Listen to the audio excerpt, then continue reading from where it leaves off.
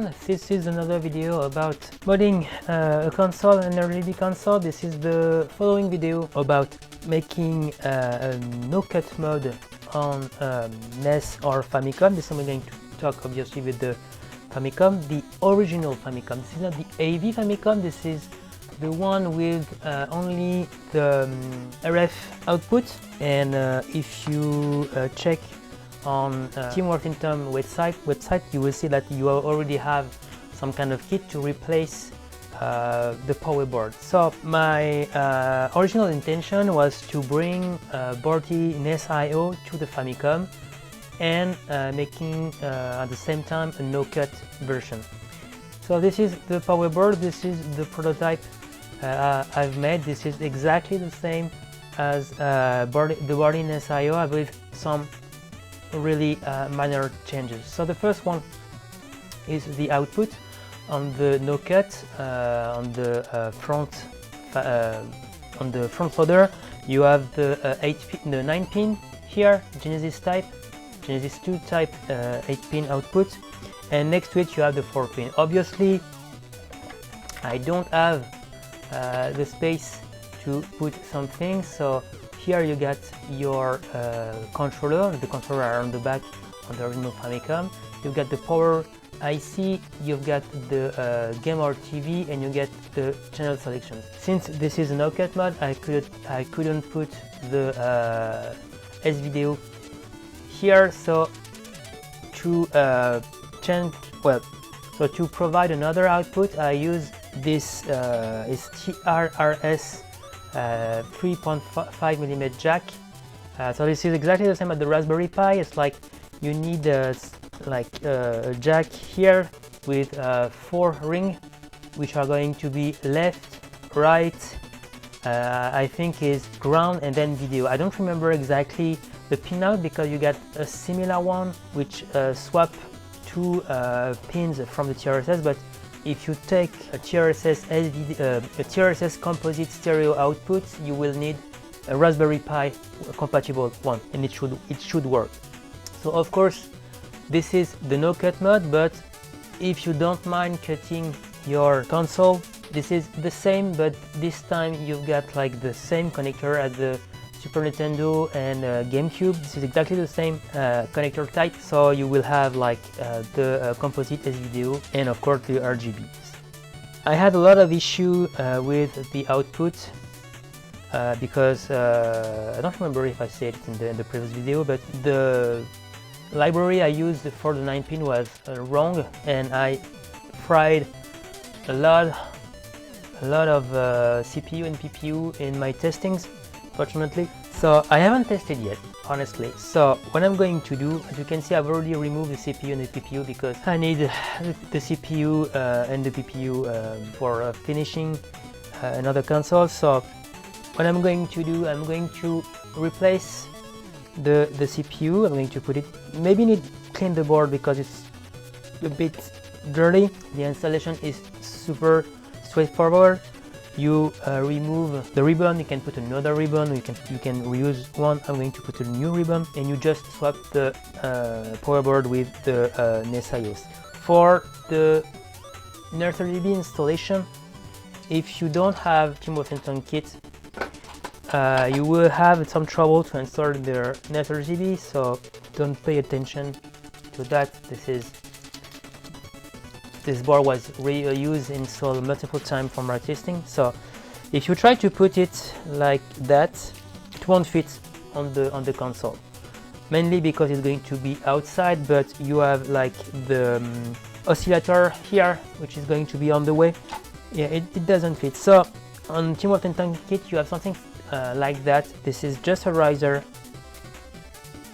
So yeah, you put like that, and then you will have to put the ribbon, make his way all there. I haven't installed it yet, so I will just do that off camera. It's really not complicated, not supposed to. I will confirm that after the jump cut. So yeah, see you in a few seconds. 4 to 6 weeks later. So even if for the jump cut this is just a few seconds for you, in real time There were more than 1 month of working on this project. The reason is it is not really going as expected. Where do I start? As you can see, the NESRGB is not really on the right position. It's supposed to be a bit more offset to fit in the console. I was supposed to use this adapter. I already print like 30 of them, and it's wrong. It's missing. I don't know what the f I did, honestly. There was some ground pin which shouldn't be. I think at some point I got confused and didn't properly follow the right. It's supposed to be really simple, but anyway, this was wrong, and I got issue to find a replacement for the PPU and CPU because I made quite some mistakes, as you can see. And yes, so at some point I told myself I made something wrong on the NESIO, but no, it was just this freaking board. So to the trash where it deserved to be, and from that I move forward for the rest. As you can see, I have way too long wires, but it's working. Oh, this is going to be complicated. But anyway, this is just to show you. I have the power, and this is just my screen, but with the setup this is complicated to show you. This is really a setup to design to don't have much thing on the camera, but anyway. So yeah, it's working, and it's working really well. I even could test Tianfeng audio adapter. I haven't connected the expansion audio yet, but it's just really for tested. The good news is you will have just wires from the back on the console, but you will have to link ground, video, blue, green, red, C-Sync. The other reason it took me quite some time to post a video is the IGR, in-game rule set. The thing is, I blindly copy Borti's work from the NESIO, and since the NESIO is designed by its name for the front loader,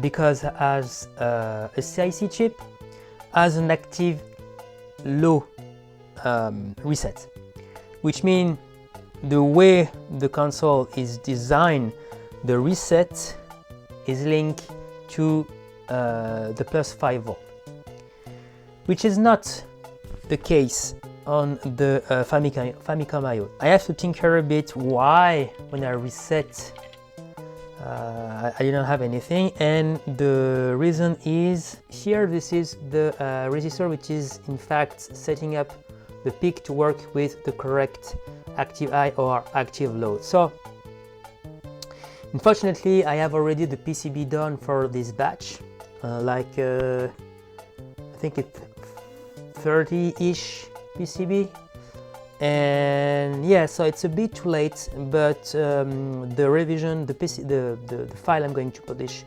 will be corrected. The PCB I'm going to solve the first batch are going to have like the resistor not linked to ground and link to the 5 volts. So eventually the LED I'm going to provide will not be a common cathode but a common anode, so you won't have this bridge linked, but the one next to it, and a wire between this resistance, not linked to ground of course, to this blob of solder. It should be a bit more clean, but still a wire patch. So this is a riser again, similar to the front loader for the NoCut version of the NESIO, and the S-video connector, which was a little bit too low. I made a riser for the TRRS jack, which should provide left, right, and composite video. And the riser had 1.6 millimeters of thickness, and as you will see,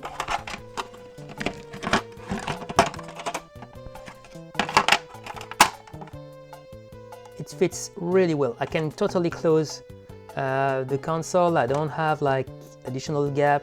This is really clean. I'm really happy how it turns out. And of course this is already installed here. So the only thing to finish about the IGR, so I hope I'm going to catch that on the camera, but you will have to cut the signal from the reset switch to the reset circuit. In fact, it's going from there to a capacitor, which will allow you on the bottom to take from the reset. You will have on the bottom to solder here the reset in and the reset out. So from the reset button to the rest of the circuit, and with the correct logic it will work just fine. Also, forget right now I've just crimped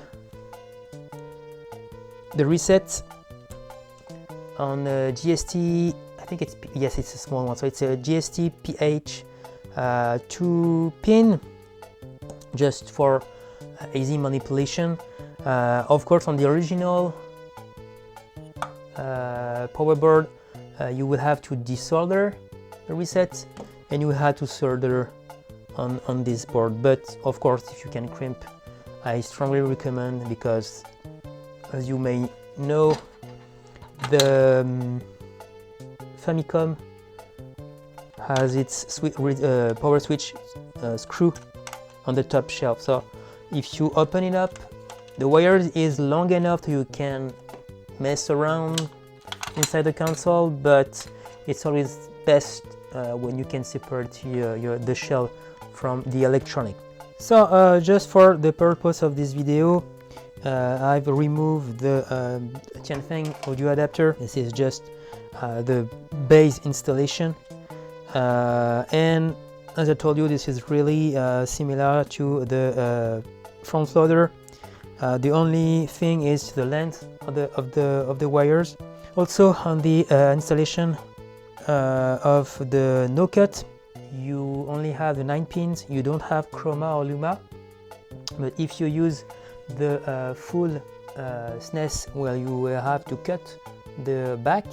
You will have to connect those. So yeah, in my case I will have only 7, which are going to be I think it's a mono composite C-Sync ground, red, green, blue. You have plenty of space on the bottom. Like this is where the PCB is going to stand. So you have all this to hide your wires. So don't hesitate to just put underneath. You're not going to smash anything. The only tricky part is going to wire this going under, and then NESRGB is supposed to be there. So you only have to wire on the top, and be sure like the wire is going to be something like that. Be sure like you don't smash when you going to put the PCB inside.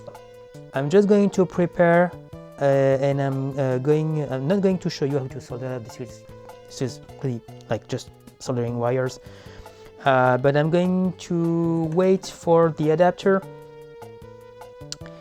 and see how I'm going to finalize, I would say, because the resets are going to be under somewhere there. The palette control also there. The latch clock data are on the player 1 here. Also the 3.3 volts is going to be somewhere here, so again you can put under that, no problem whatsoever. And of course the RGB and stuff. The only thing left is going to be, I'm just going to cover the normal audio, the blank audio. So CPU pin 1, pin 2 to here, probably something like that. This is really similar to the front loader. And after that I still have the mixing. I will have to confirm, but from I understand it takes the audio from pin 45, I guess, the audio from the PCB, and then it's sent back mixed with the expansion on pin 46. I think it's something like that.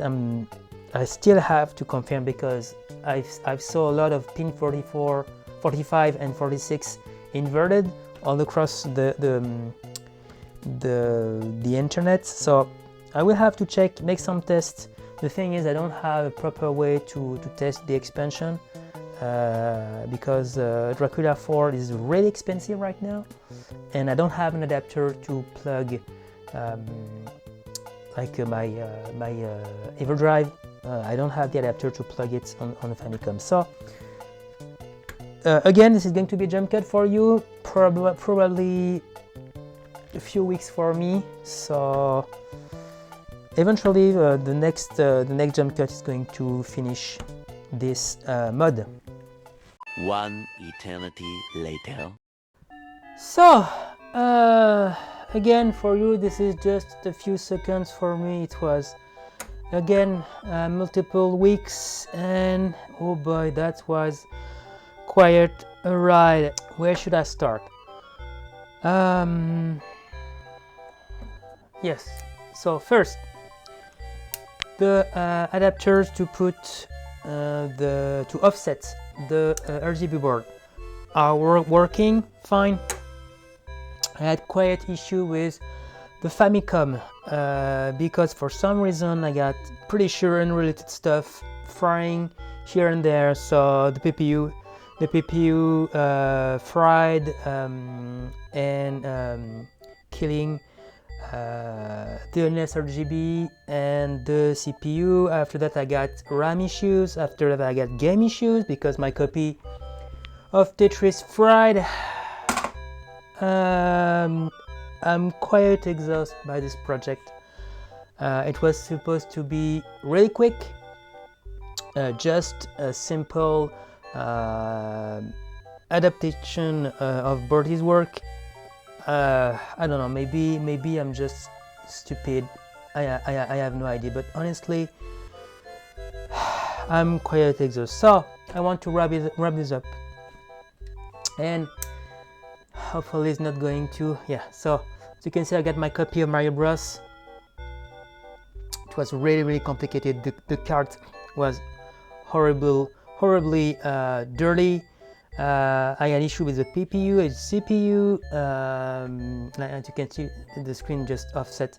I have no idea what it is related. Is this because of the game? Is this because of the Famicom? I have issue with the game with another with an adapter. This adapter to my test bench for testing RAM, PPU, CPU on the front loader. All the chips seems to work, so it's maybe related to the game. I have no idea, but honestly all it's important is this. You can see the palettes switching. So the IGR is working. So the installation is working. I'm fairly convinced this is unrelated issue on the motherboard of the Famicom and not related to the NES IO. So I'm going to publish everything by the end of the video. I'm going to sell a a little amount of kits, like around 10-ish for the NoCut and the classic SNES connector. The installation is really close to the kit from Tim Worthington. The best way I found to install it is you put all your wire on your NESRGB, then you bring it on the front, and then you will have to cut. As you can see, this is way too long, so I'm going to just adjust the wires and then solder. So for the installation, that's it. As you can see, 1 2 3 1 2 3 for the palette selection, and for Perl/data I'm going to put a picture right now on the screen to show you where are the pins on the connector, not on the controller but on the connector. So following for the installation, the adapter, pretty straightforward. You put your PPU and head pins like you make like in classic installation. You put the header on the adapter, and then you just solder like that. If you have an issue, it's really easy to unsolder. So yeah, I'm not quite aligned, just offset like a little bit, but it should be fine. If you add the socket on the NESRGB, you're going to have height issue, exactly as the installation of the kit on Tim Worthington. You will have to cut there. So I solder it directly, and I don't have the height issue. You still have to remove the ejection system, but it's avoid to cut plastic. Speaking of cutting plastic, unfortunately I'm slightly off, so you either cut a bit here, like it's really just a hair short on the top, or you add something like a bit of plastic. Maybe I'm going to put like just washer or stuff like that to have the board not sitting really exactly flat on the support, but slightly off, and it should give you enough space to plug the 9-pin connector. Speaking of connector, I'm really good with my segue today. So speaking of, right now my Famicom is plugged with the 3.5mm TRRS jack. That was not really, it was a good idea on paper, but not really one practical, because I've tried to match the Raspberry Pi pinout to have the same as the Raspberry Pi pinout. So you have two standards really for using a TRRS for outputting stereo and video. You have to be very careful of the pinout, because most of them it's like the Far West. It's really like free for all. Everybody does whatever they want with the connectors. So I'm going to put the right name and the pinout of what you need to do that. So for my testing, I need a female connector so I can plug and unplug easily with my test bench front loader, but I need an adapter to swap the first, I think it's the first ring and the sleeve to invert ground and video. So sometimes it's not really that bad, you just have to swap video and I think it's left, but as you will see, it's really the Far West, so quite difficulty. And the major issue is you cannot use it for just stereo, because when you do that, the video is ground, and I'm unsure of what you're going to put as behavior when grounding the video. Is it bad? Is it good? I don't know. But This is something I will need to test, but honestly, this is all the PPU and CPU I fried when I work on this project, and I want to move on because it's been more than 1 year I'm working on the NoCut version.